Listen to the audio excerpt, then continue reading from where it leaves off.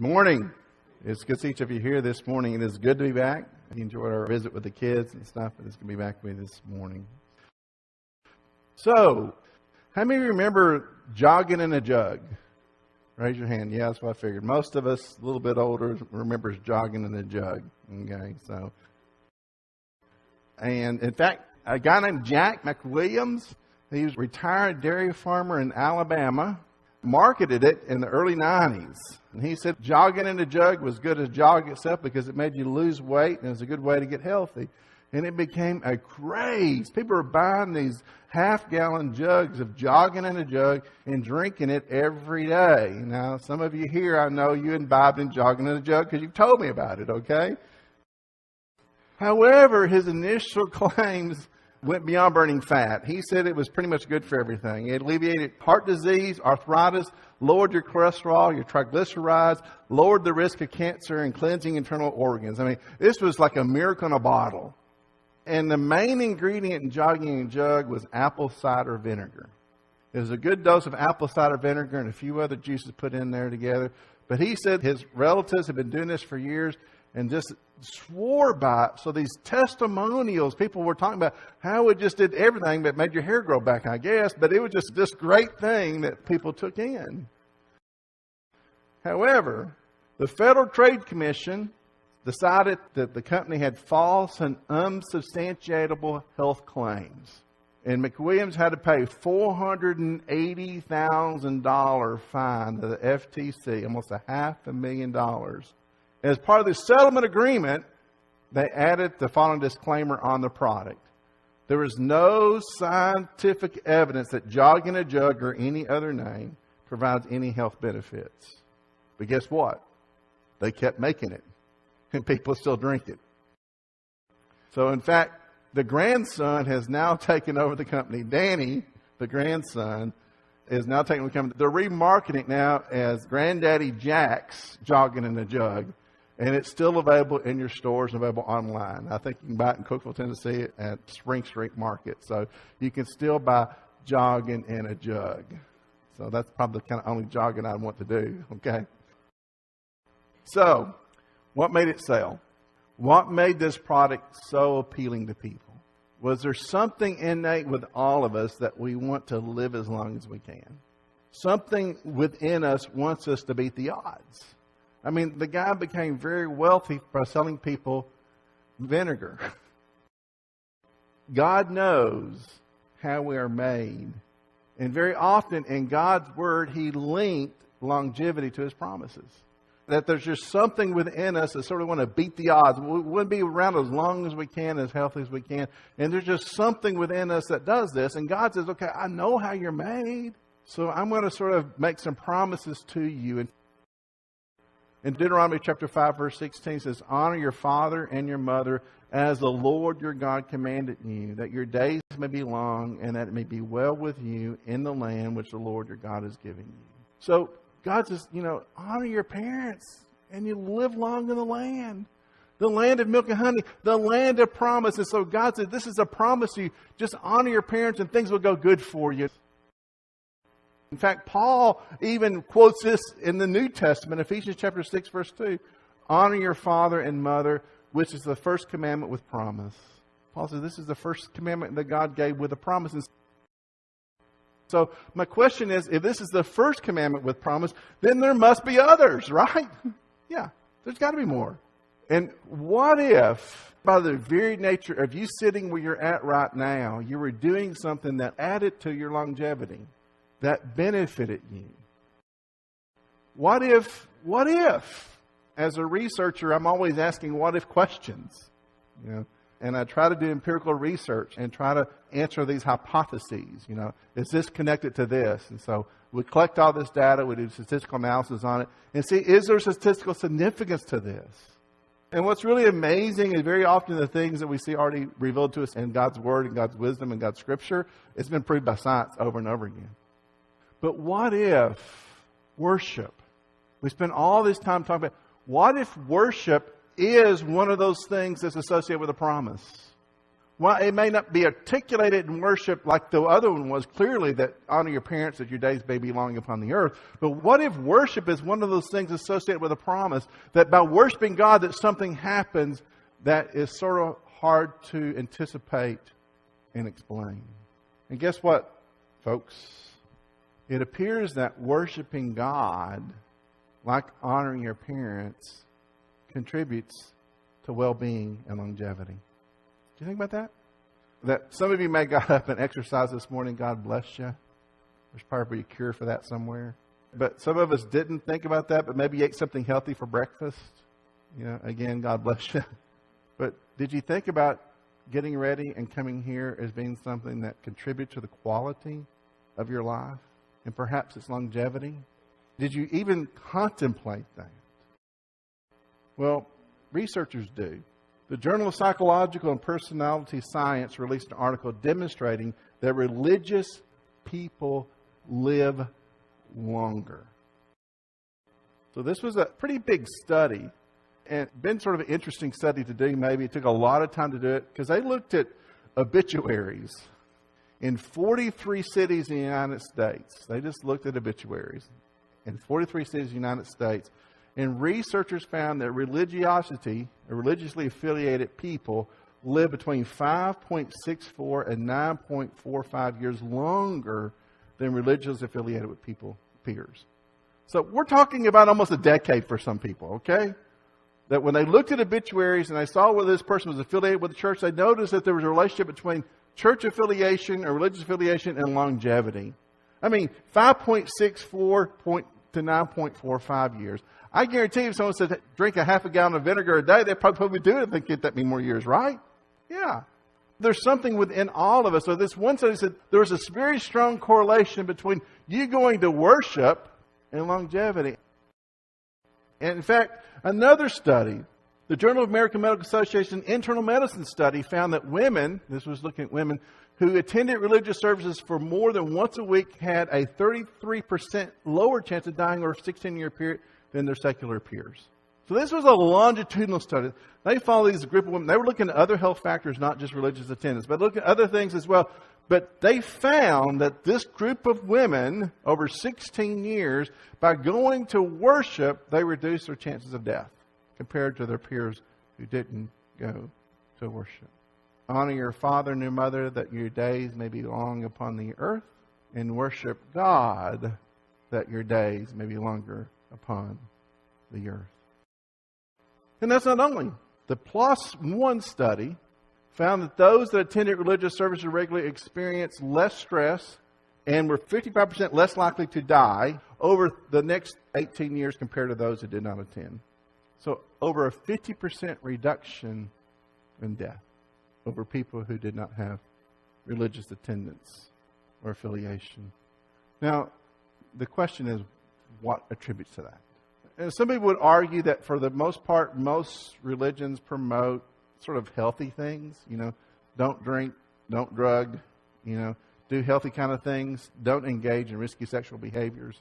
Most people would argue that may be the factor, but we're talking not about necessarily young people. We're talking about even older folks that are showing these correlations. So what's going on here? Is this some way that God equipped us within our DNA? Is this some way that God says, listen, honoring me means something, not just to me, but to you as well. That there's something about being in community. There's something about belonging to family that really does correlate to a better quality of existence in this world. So, I guess the question is this morning, so do you want to live longer, be less stressed, and be healthier? Attend church regularly. Now, I know what's the old expression, you're preaching to the choir this morning because you're here already. But maybe to underscore some of the benefits of being here, this is important. And also for you to be able to take this message to others. People are pretty quick to complain about their aches and pains. Pretty quick. You ever notice that? Okay. And then if you reach a certain age, what don't hurt don't work. If you're not hurting, it doesn't work anymore anyway. So you reach that point. Okay. But have you ever thought of a segue when you ask someone how you doing, and they begin talking about their litany of physical complaints? You say, have you been to worship recently? And you say, well, what? No, why? Well, listen, Our crazy preacher had all these studies he talked about of the benefits of longevity and the health and related benefit of actually going. And some of you may be sitting here this morning thinking, but you don't know how bad I heard right now. And I thought, well, yeah, it could be worse. This may be you with the benefits of worship. You without the benefits of worship could be a whole different story. So here we're struggling with understanding. The children of Israel was promised good things when they got to the land of milk and honey. Now God says, hang in there. It's going to be good. Milk and honey. The land is flowing like you cannot imagine. And really, what we understand that as children of God, New Testament Christians, we have no fewer promises than they did. God has brought us to the promised land. We have crossed over Jordan. We have inherited the good stuff now. I know we sing a lot about heaven and we preach a lot about heaven sometimes. And we talk about all these wonderful things that are going to happen some point in the future. When the Lord comes and it's going to all be great. But it's in the here and now. Jesus talked about living in the kingdom. And kingdom living was different than other living. But that's in the here and now. And really, if you want to look at it, Acts chapter 2. If you have your Bibles, you want to turn there. This is the earliest days of the church. Beginning with verse 40. And with many other words he testified and exhorted them, saying, be saved from this perverse generation. Then those who gladly received his word were baptized, and that day about 3,000 souls were added to them.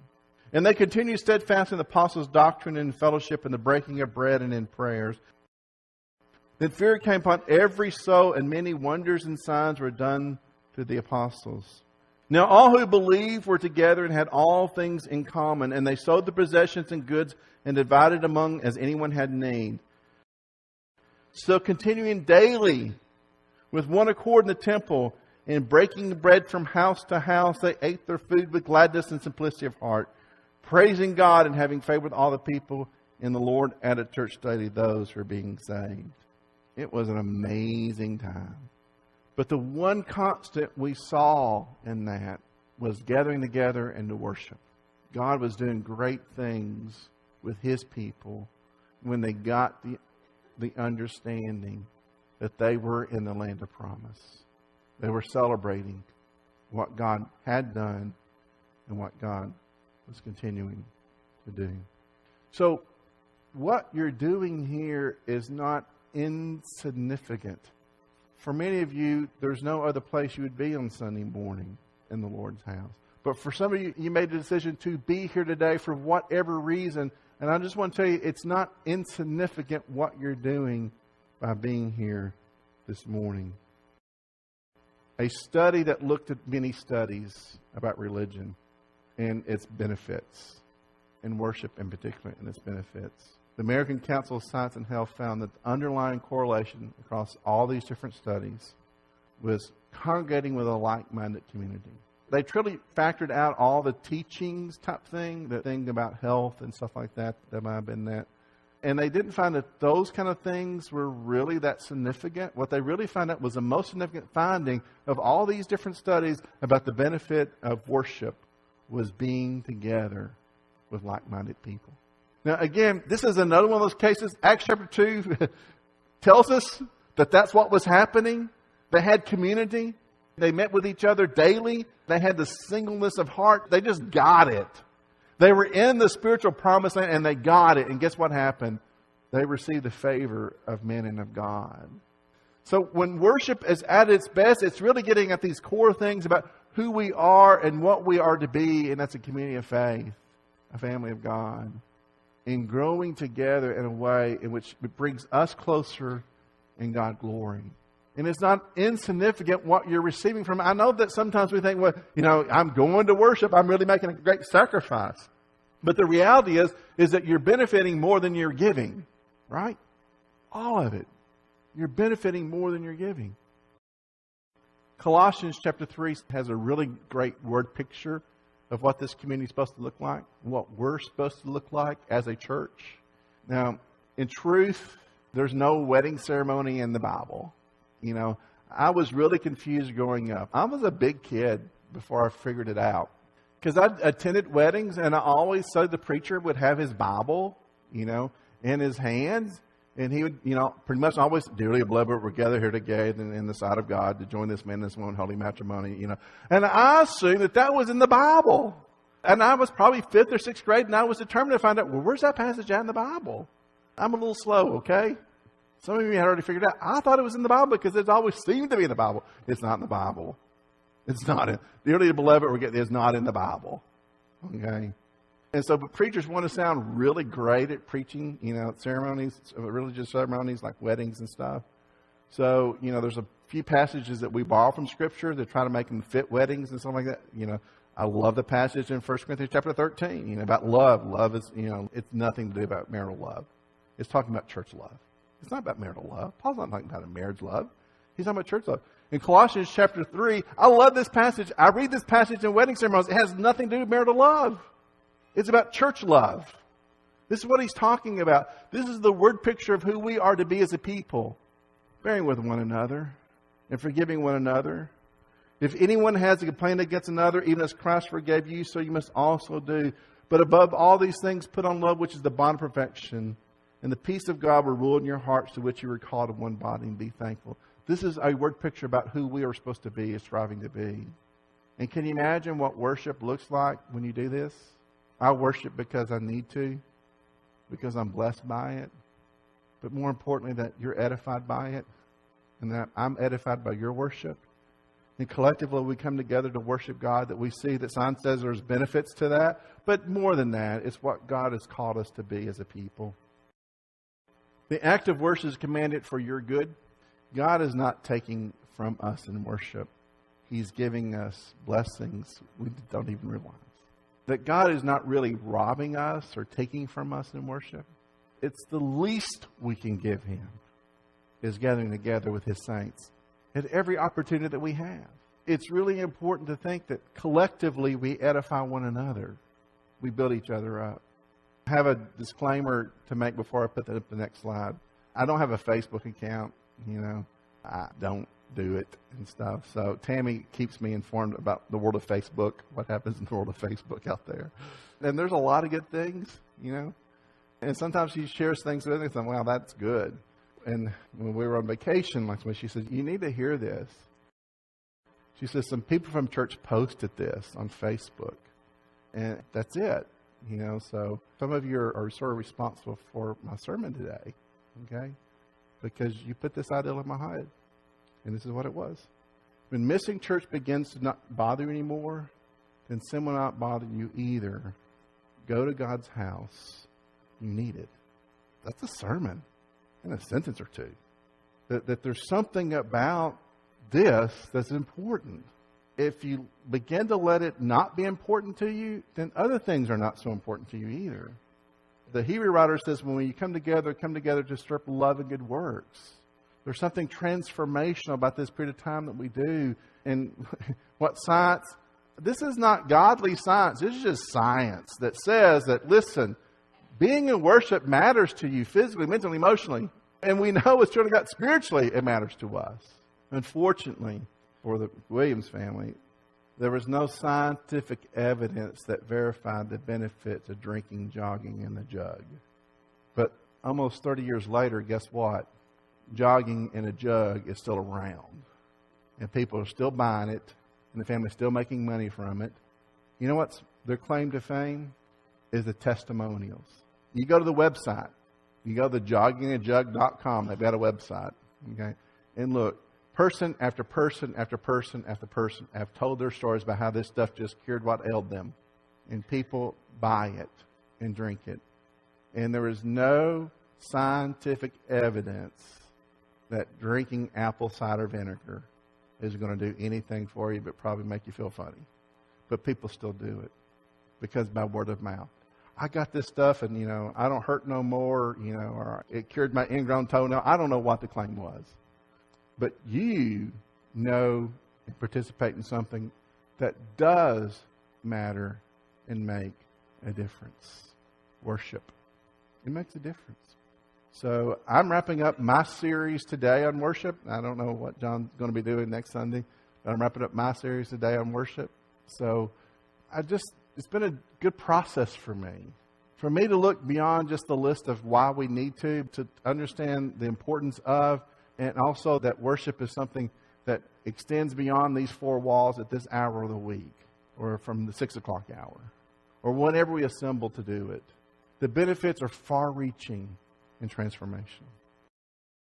Let's have a word of prayer, then Brother Jerry's going to lead us in the invitations. Gracious Father, we pray that the efforts that we put forth in contemplating worshiping Father have been fruitful, that we will help us, Heavenly Father, to be mindful of it, to Lord, to prioritize it in our lives, Heavenly Father, in a way that the world around us, Heavenly Father, will see we're up to something. And that thing we're up to, Heavenly Father, is growing close to one another and closer to you in a meaningful way, Heavenly Father, that blesses us not just physically, dear Lord, but spiritually, mentally, and emotionally. Heavenly Father, we commit our efforts to worship to you, Heavenly Father, and may your Spirit help to magnify those, Heavenly Father, in a way that be well-pleasing to you. Heavenly Father, we thank you for your Son, Jesus, Heavenly Father, and we ask all of these blessings in his name.